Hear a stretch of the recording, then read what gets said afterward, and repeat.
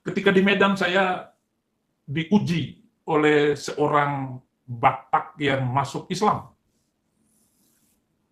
Dia bilang bahwa Tuhan menciptakan tumbuh-tumbuhan sebelum matahari diciptakan. Padahal tumbuh-tumbuhan itu memerlukan fotosintesa dari sinar matahari. Berarti Tuhan ini salah, kata dia kepada saya.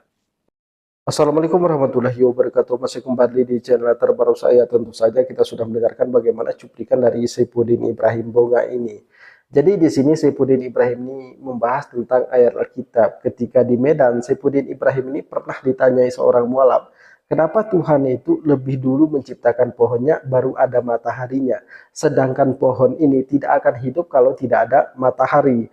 Jadi kita juga akan mendengarkan bagaimana jawaban dari Saifuddin Ibrahim ini.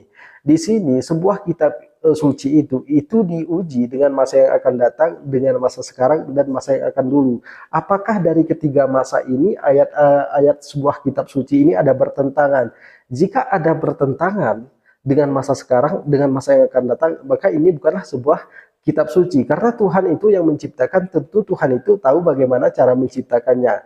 Tapi buat teman-teman di sini jangan kemana-mana dulu, silahkan tonton videonya sampai selesai agar tidak gagal paham. Tapi sebelum kita lanjutkan, bagi teman-teman yang belum tekan tombol subscribe-nya, silahkan ditekan tombol subscribe-nya, bunyikan tanda loncengnya, dan silahkan di-share videonya. Selamat menyaksikan. Oh ya, saya bilang, baiklah kalau begitu.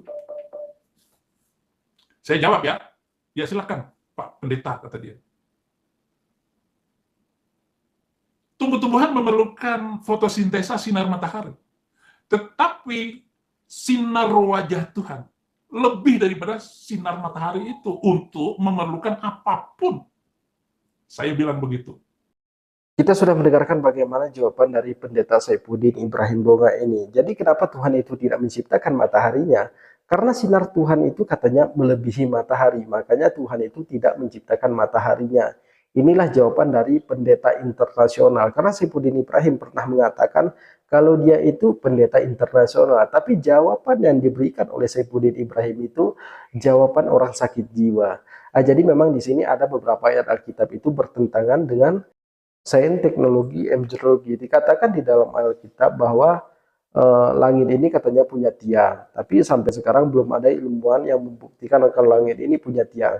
Kemudian dikatakan juga di dalam ayat Alkitab ini bahwa tercipta dulu burung, baru tercipta binatang daratnya. Kan burung ini binatang darat, bukan binatang laut. Tapi dikatakan juga di dalam ayat Alkitab, kira-kira bumi ini katanya baru berusia 6.000 tahun, kira-kira. Ini ada kira-kiranya, dan buminya berusia 6.000 tahun. Sedangkan dari zaman Nabi Adam sampai zaman kita ini sudah berapa juta tahun. Kemudian dikatakan juga di dalam Alkitab ini bahwa bumi ini katanya datar seperti uang koin.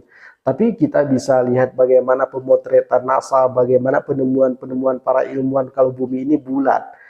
Kemudian dikatakan di dalam ayat Alkitab ini, kalau fungsi bukit itu katanya untuk menahan gempa. Kalau fungsi bukit ini untuk menahan gempa, orang yang tinggal di pegunungan itu tidak pernah merasakan gempa, karena kan fungsi gunung ini untuk menahan gempa. Tapi dikatakan di dalam Al-Quran, fungsi gunung ini untuk menyetabilkan bumi. Ini adalah untuk menyetabilkan bumi, bukan untuk menahan gempa. Tapi kalau di dalam Alkitab kan ini untuk menahan gempa. Tapi kalau di dalam Al-Quran, fungsi bukit ini untuk menahan untuk menyetabilkan bumi. Jadi kalau Saifuddin Ibrahim memberikan jawaban seperti itu, ya kita maklumin saja. Karena kalau orang sakit jiwa itu nggak pernah memberikan jawaban yang jelas. Apakah teman-teman di sini yakin kalau bumi itu baru berusia 6.000 tahun? Kemudian di sini juga ketika hari kiamat nanti, di surga orang ini hanya muat 141.000 orang. Kemudian ketika nanti semuanya sudah terjadi kiamat, maka terjadilah peperangan antara Mikael dan naga. Ini tertulis di dalam ayat Alkitab. Jadi teman-teman di sini silahkan cek sendiri ya.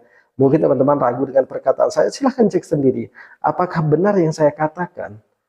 Karena sebuah kitab suci itu diuji dengan masa yang akan datang, dengan masa sekarang dan masa yang akan dulu.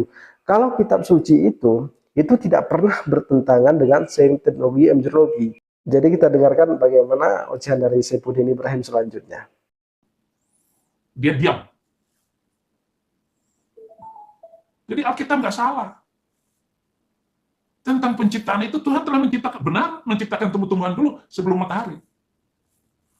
Tetapi itulah jawaban karena Rohul Kudus. Roh Kudus itu mengajar kita dengan tajam dan membuat pikiran kita semakin tua semakin tajam, seperti kelapa, makin tua makin bersantan. Haleluya. Setelah mendengarkan jawaban dari Saifuddin Ibrahim ini, apakah teman-teman mau mengakui Saifuddin Ibrahim ini sebagai pendeta internasional? Karena Saifuddin Ibrahim ini, ketika seseorang bertanya kepada Saifuddin Ibrahim ini, jawaban dari Saifuddin Ibrahim ini jawaban sakit jiwa. Jadi beberapa bulan yang lalu saya memang pernah ngajak Saifuddin Ibrahim ini untuk debat secara sains teknologi embriologi. Apakah ayat Al-Quran itu bertentangan dengan sains teknologi embriologi? Silahkan buktikan. Apakah ayat Alkitab itu bertentangan dengan sains teknologi embriologi? Akan saya buktikan, saya bilang.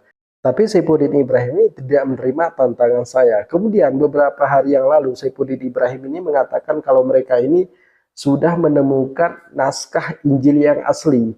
Tapi sampai sekarang mereka ini tidak mampu menunjukkan mana naskah asli Injil ini. Masa naskah aslinya dirahasiakan, disimpan, tidak dipublikkan. Inilah kebohongan Saifuddin Ibrahim dan Bambang Nursena di sini. Tentu teman-teman juga di sini masih ingat ketika Habib Rizik bertanya kepada mereka, ketika Yesus ini lahir, siapa bidannya? Habib Rizik ini dilaporkan kepada pihak berwajib. Kenapa? Karena mereka menganggap Habib Rizik ini menistakan agama mereka. Padahal wajar Habib Rizik itu bertanya, karena kan Yesus ini lahir dari rahimnya Maryam. Jadi wajar ketika Yesus ini lahir, siapa bidannya? Ini wajar sekali pertanyaan Habib Rizik ini. Kemudian di sini yang kedua, mereka selalu mengatakan kalau tanggal 25 Desember itu hari lahirnya Yesus Kristus.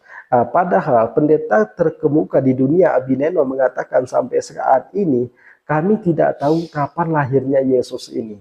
Di sini juga ada beberapa pendeta di Indonesia ini mengatakan kami juga tidak tahu kapan lahirnya Yesus ini.